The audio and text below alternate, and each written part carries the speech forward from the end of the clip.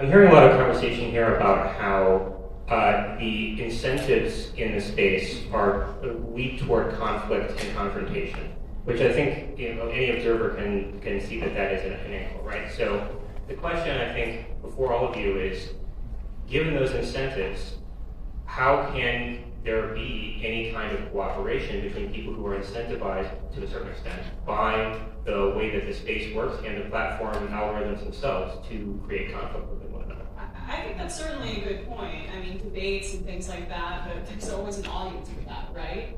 And I don't know if you can get around that incentive except to just not engage in it in the same way. But debate and like mockery of certain people, I think, is justified.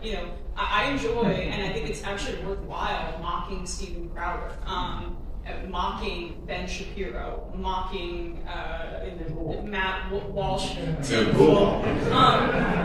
These people are worthy of derision.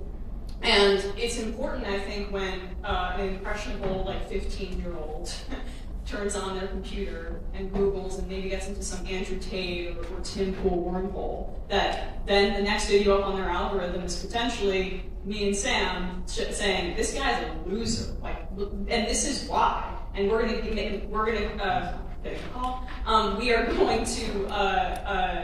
make evidentiary claims as to why that is the case, because there are a lot of people who are feeling alienated, who want connection and seek it through the internet, and they get sucked into situations where they start to go down alt-right pipelines and things like that. So I think it's less about the undercutting the debate element, and more just directing it at the people who are doing the most harm in society.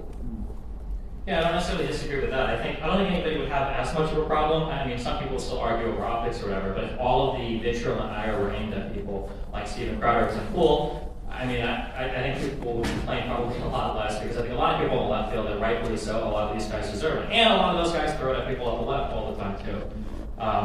It's hard to be nice to conservatives when, their largest TikTok accounts are obsessing over outing every single LGBT teacher as a groomer, right? I'm super empathetic towards bashing conservatives when they need it. I think the issue comes whenever there are these slight divides on the left, where these people, instead of being able to engage in critical conversation and defend our ideas or the ways that would be best to defend them, we end up just outing them and saying, we're not going to have these conversations anymore. We're not going to, we're above debating, trans women in sports, or we're above debating whether or not all of white supremacy, ruins all of society. We're above debating Roe v. Wade or any type of abortion or affirmative action. I think not only do we lose the ability to strengthen the arguments on these sides, where we have to argue with people in the middle or people on the right, which normal people do have to contend with because we all live together like they're not, we also lose the ability to kind of strengthen our own positions and have our own path forward where we're more research-backed, we're more academically focused, we're being more honest with our arguments, because instead of actually testing the metal of any of our arguments and fortifying them and reinforcing them, we end up just outing somebody for simple disagreements. And I think we're seeing that that has had drastically horrible real-world impacts. I think of the University of Washington saying that they're not going to walk back a positive headline under trans day because they think it'll look bad. Or I think of all of the fighting that the left does, not calling any particular people, but with Jesse Singal, who writes a lot of articles about trans-related issues. Rather than people being able to engage with any of these issues honestly, with good arguments, and to reinforce arguments or attack the other side, it just instantly becomes an outing of whatever transphobic, ism, whatever you can call the other person, and then you just kind of move on and forget about it. But Singal is transphobic, and the thing is that he can have liberal and progressive opinions on other things, but his opinions are transphobic. So you can make claims about individual opinions, and no one's saying you're never allowed to vote Democrat again, Jesse. You're out of the club. But that those opinions and an over focus on the sister myth and things like that is a transphobic impulse. I think that it just makes people principled and clear-eyed. So looking at somebody like Singal, how would we say that that's a transphobic person? Somebody that clearly aligns with most left-leaning things, is clearly in favor of most forms of trans therapy. Is it because he takes a critical look at some research that let's just write him off as transphobic? Well, I don't think that I don't know. I don't think that the analysis of the sister myth from his end is in good faith. But I mean, I'm not here to debate Jesse Sigvall. Well, what is like the sister myth?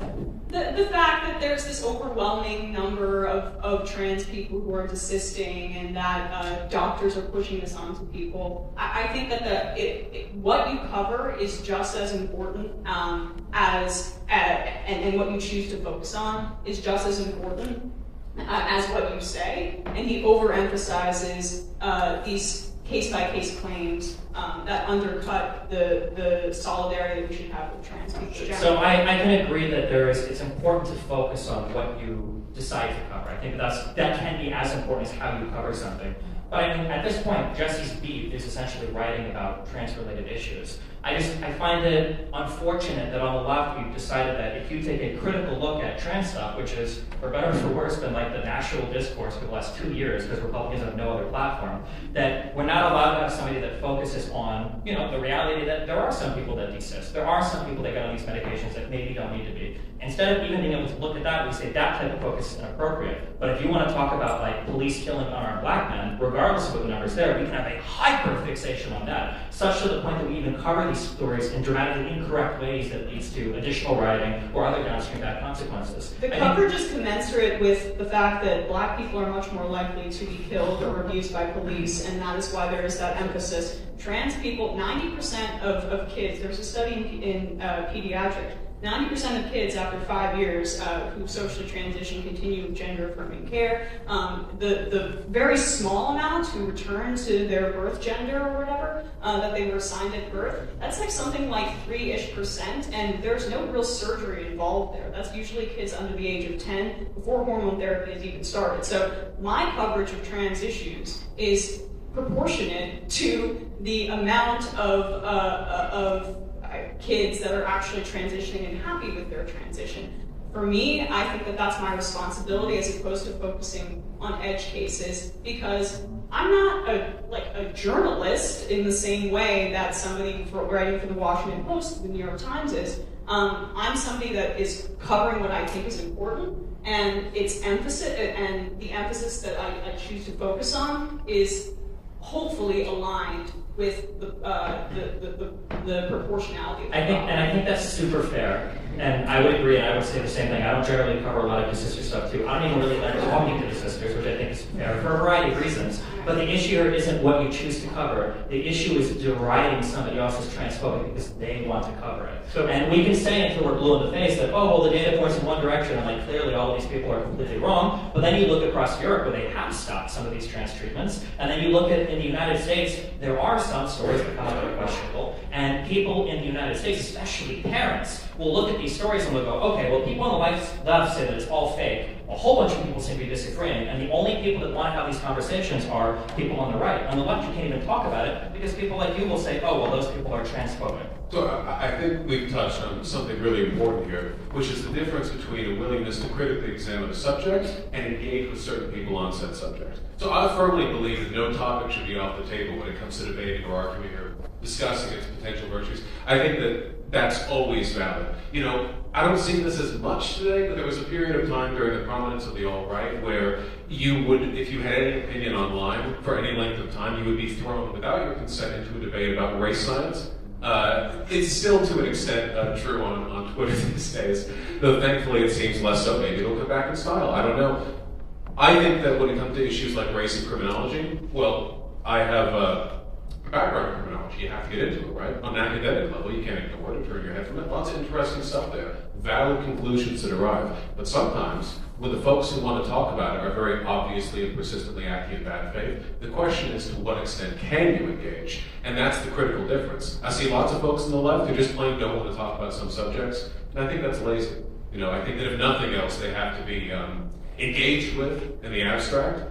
And on the other hand, of course, there is a massive right-wing grift circuit of people who have been proven wrong 5,000 times on every conceivable issue. Like Ben Shapiro consistently gets owned on the same talking points regarding trans people, but he's been repeating the same ones for 7 years now, unchanging, not reflecting any shift in the national dialogue, because it doesn't matter whether or not he's been owned on that. So I think that this is actually core. This is critical to the difficulties of inter-left engagement, because the divide between what do we talk about and who do we talk to is really socially important, and it gets a lot of folks worked up. Well, and I think that the emotion involved here is highly important to examine, right? You are all humans with emotions as you're having these debates, and you're reacting in the moment as you're talking live on camera, which is very unique to the type of content that you produce. And your audiences are also reacting live, right? So when people get involved in this and they start to identify with this, it can sometimes. How does that affect the tenor of the debate? So you can have these discussions, right? But how does the emotions getting involved and the audience starting to identify with these things start to affect the tenor of how that creates the relationships and affects the relationships between creators?